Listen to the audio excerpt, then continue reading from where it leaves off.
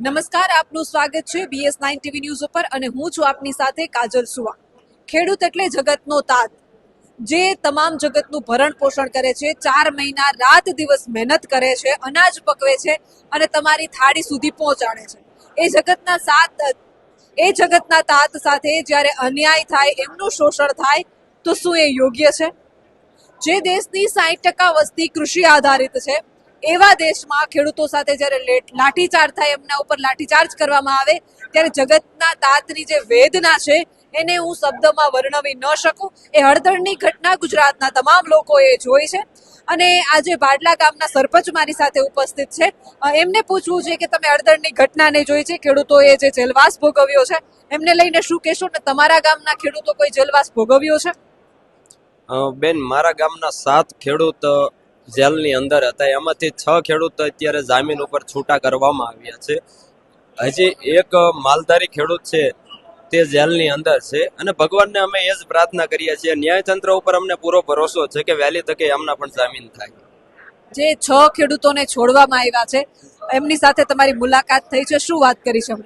હા બેન, એ 6 ખેડૂતને જે જેલ મુક્ત થયા છે, અમારા ગામની અંદર જે આપણે મોટામાં મોટો તહેવાર જે દિવાળી કહેવાય, દિવાળી અને બેસતું વર્ષ અમે ગામ લોકોએ દિવાળી મનાવવામાં નથી આવી. અમારી માટે તો દિવાળી જ્યારે અમારા સાથે 7 ખેડૂત, નિર્દોષ ખેડૂત જ્યારે છૂટીને આવે, ત્યારે બેન અમારી માટે દિવાળી હોય.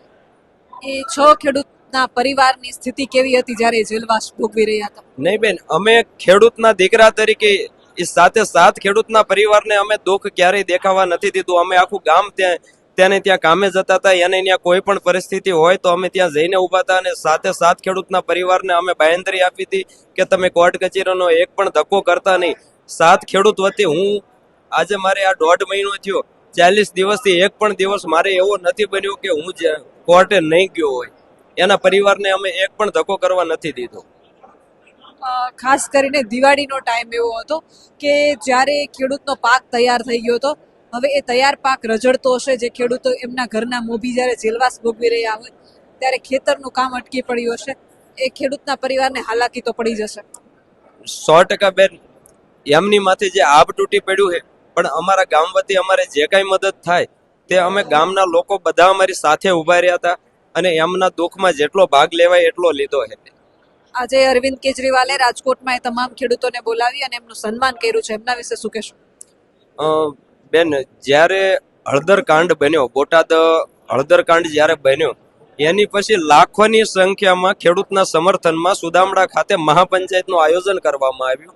એમાં લાખોની સંખ્યામાં ખેડૂત આવ્યા. ક્યાંક ને ક્યાંક ખેડૂતોને બેવડાવવામાં આવ્યા કે હળદર કાંડ બન્યા પછી લોકો એકઠા નહીં થાય, પણ ખેડૂતોએ એવડો મોટો પ્રતિસાદ આપ્યો કે જ્યાં લાખોની સંખ્યામાં ખેડૂત ભેગા થઈ ગયા. અને જેના હિસાબે કેજરીવાલ પોતાના ખેડૂત પરિવારોને મળવાના હતા, પણ ક્યાંક ને ક્યાંક પ્રશાસનના હિસાબે અને રાજકીય સત્તાના હિસાબે કેજરીવાલને આ પરિવારને મળવા દેવામાં ન આવ્યા. જેનો સ્ટેજ બનાવવામાં આવ્યો તો સ્ટેજ વીખી નાખવામાં આવ્યો.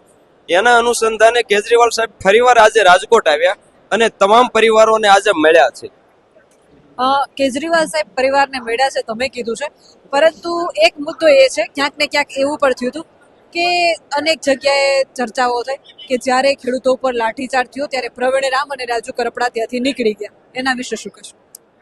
નાના બેન, પ્રવીણ રામ, રાજુ કરપડા હોય કે રમેશ મેર હોય, આવડા લોકો ત્યાંથી નીકળી નથી ગયા. ત્યાંથી લોકોએ એવડા એને લઈ ગયા છે કે ભાઈ તમે આ સ્થળથી અત્યારે તમે નીકળી જાઓ, બરોબર છે. તો અત્યાર સુધી પ્રશાસન એવું કહે છે કે ભાઈ આ લોકોએ કંઈક જોઈ જાણી અને આ સાજિશ કરવામાં આવી હતી. બેન, તો પ્રશાસન આટલા ખેડૂતોને આ પગપાળા આવી ગયા તો ત્યાં સુધી પ્રશાસન શું કરતું હતું? પણ બીજેપીની ક્યાંક ને ક્યાંક આ જોઈ જાણી અને મને તો એવું લાગે છે કે આ એવડા એ લોકોએ સાજિશ કરેલી હતી.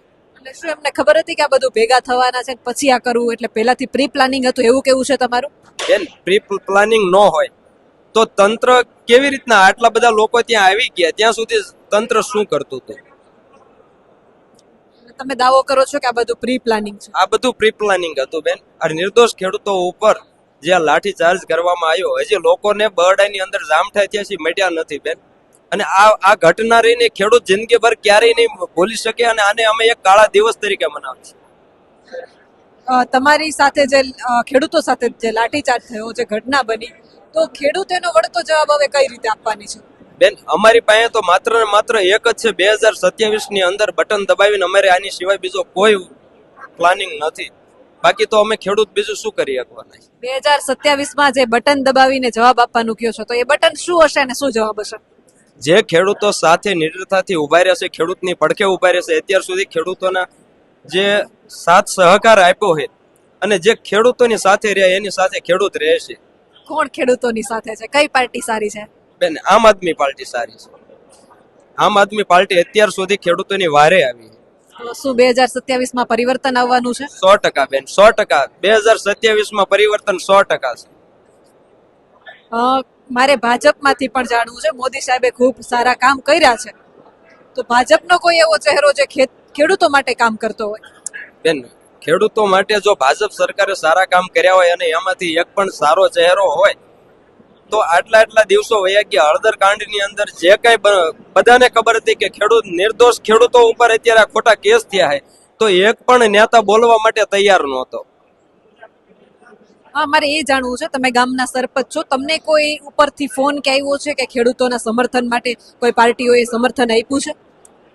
ના બેન, મારે એક પણ પાર્ટીના સમર્થન માટે ફોન નથી આવેલો. માત્ર ને માત્ર આમ આદમી પાર્ટીમાંથી માનો કે મયુરભાઈ સાકરિયા હોય, બિજરાજભાઈ સોલંકી હોય, આવડા લોકો અવારનવાર ખેડૂતોની મુલાકાતે આવતા હતા. દિવાળી ઉપર ખેડૂતોની મુલાકાતે આવેલા. દિવાળી જેવો પર્વ હતો, કોઈ પાર્ટીએ ખેડૂતોની મુલાકાત નથી લીધી? નહીં બેન, એક પણ પાર્ટી ખેડૂતોની મુલાકાતે નથી આવી. મત માંગવા આવે છે? મત માંગવા તો બેન જ્યારે ચૂંટણી હશે ત્યારે પોતપોતાની રીતે આવી જશે, પણ આ વખતે અમે મન બનાવી લીધું છે. શું મન બનાવ્યું છે? માત્ર ને માત્ર ઝાડુ બેન. આ વખતે ગામડા લેવલે 100% તાલુકા પંચાયત અને જિલ્લા પંચાયત જે ચૂંટણીઓ આવી રહી છે આની અંદર અમે ખેડૂતો આ વખતે વળતો જવાબ આપીશું. મુખ્યમંત્રીનો ચહેરો કોને જોવા માંગો છો? મુખ્યમંત્રીનો ચહેરો તો બેન જે કઈ છે તો પાર્ટી નક્કી કરતી હોય છે, પણ અત્યારે તો અમે ગોપાલ ઇટાલિયાને જોયું છે. ગૃહમંત્રી? ગૃહમંત્રીમાં તો બેન અત્યારે જે કઈ છે તો ઈસુદાનભાઈ કે કોઈ પણ, બાકી મુખ્યમંત્રીનો ચહેરો ગોપાલ ઇટાલિયાને જોયું છે. આંદોલન ખેડૂતોનું હતું. કૃષિ મંત્રી કોને જોવા માંગો છો? રાજુભાઈ કરપડા. કૃષિ મંત્રી રાજુભાઈ કરપડા કૃષિ મંત્રી. તમે 2027 નું નક્કી કરી લીધું? 100% પરિવર્તન આવશે. 100% ની વાત છે. કેમેરામેન મીત પરમાર સાથે હું કાજલ સુવા, BS9 TV ન્યૂઝ, રાજકોટ.